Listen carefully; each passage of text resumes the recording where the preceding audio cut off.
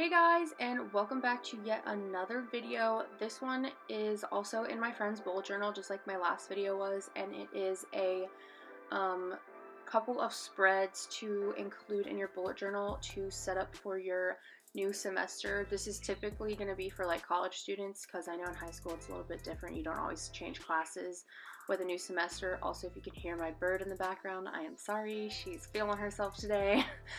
So yeah, these are some spreads to help you get organized and set up for a new semester of college. So I didn't completely fill these in, and some of them are just blank with headers, but I just wanted to give you guys ideas of different things that you guys can do to help prepare yourself for a good semester and to stay on top of all of your assignments and your grades, and just making sure everything is squared away so you can have a very successful semester.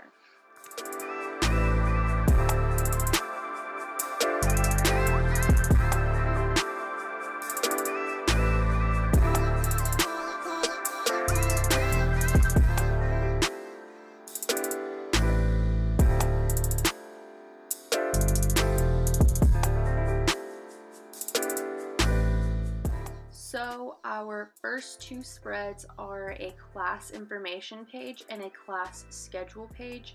Also, you'll see I use a couple stickers in this video. I have some leftover stickers from a Planning with Kay pack I had bought a while ago, so I'm just trying to like use some of those up, so that's where those are from.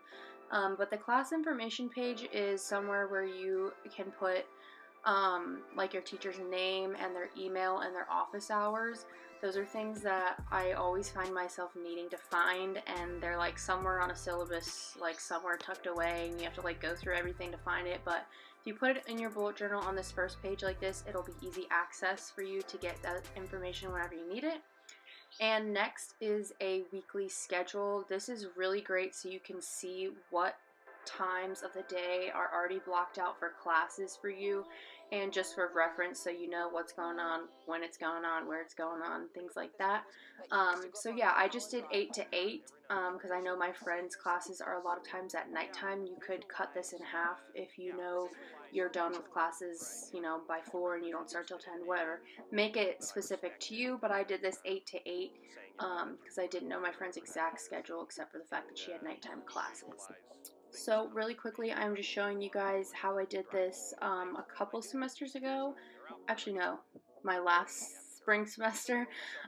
So basically, I did it with the class information and the schedule on the same page, except for I didn't include my class information on this one besides the location and the time. But obviously it would have been nice if I would have put like the email and office and everything for my teachers, and then you can see I just color coded all my classes on the schedule, or on what I would call the class information part, and then so this way it transfers onto the schedule. So like biology is blue, and you would just continue that throughout.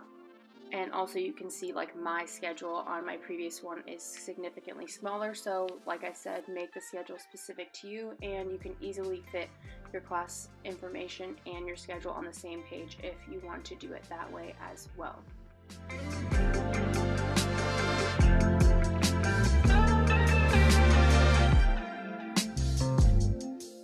So now on to the next page is a grades tracker. For this guy, again, because it's not my journal, I did not fill anything out or make a template or anything to show you guys because I don't know how many classes my friend has. But I would do this one of two ways. One way would be you could list, you can, you know, block out sections of the page for each class that you have, and then just list all your grades as they come in. Or you could set it up kind of how your syllabus is probably set up, where it tells you like you have this test at this percent, this test at this percent, your homework is at this percent, yada yada yada. And then next to that, in another column, you could list the actual grades as they come in. This way you can keep track of everything and their weighted percentages. That would probably be the way that I would do it, just because it's easier to see what your grade actually looks like if you have it weighted and you're paying attention to those weights, because they can really play a big factor in how your grade ends up turning out in the end. So yeah, you can do that however you really want to. And then moving on to the next spread, which actually takes up a couple pages. is a assignment tracker. This is like a master syllabus basically.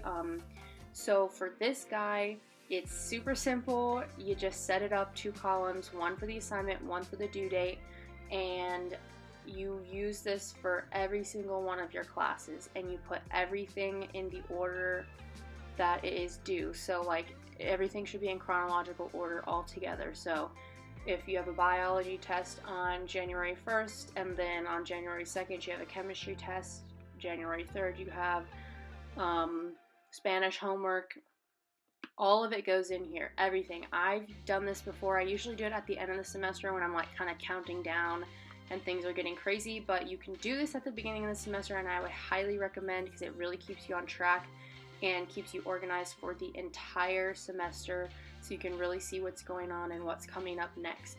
So yeah, that is it for this video, guys. I hope you find it helpful. And yeah, let me know if you guys want to see more spreads for students and things like this. I love coming up with these kinds of things for you guys, and of course I'm using them in my own bullet journal a lot of the times anyway, because your girl is a college student trying to get them good grades, just like everybody else. So I hope you guys like this video.